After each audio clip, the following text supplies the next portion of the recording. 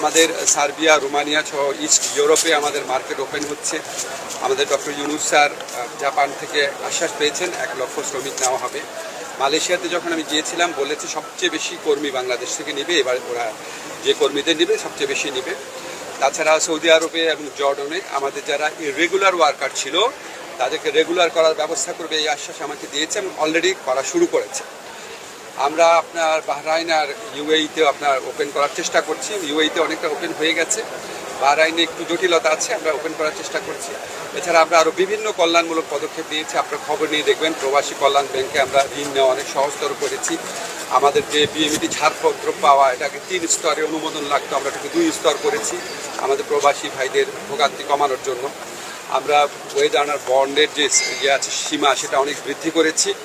আমরা যে প্রবাসী কল্যাণে যে যারা আমাদের ভাইরা ওখানে দুর্ভাগ্যজনকভাবে মৃত্যুবরণ করেন তাদের যে পরিবার পরিজনের ভোগান্তি কমানোর জন্য রাশ পরিবহনের সুবিধার জন্য কিছু ব্যবস্থা নিয়েছি।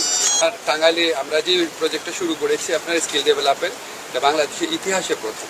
তো আমরা এখানে আপনার টাঙ্গাইলের অধিবাসীরা আছেন, আমরা যদি এই কর্মসূচিটা খুব সাফল্যমণ্ডিত করতে পারি, আমাদের 6000 শুধু স্কিল মানে খুব স্কিল্ড হবে না ওনারা, কিন্তু ইনিশিয়াল বা বেসিক স্কিল তো ডেভেলপ করা যাবে।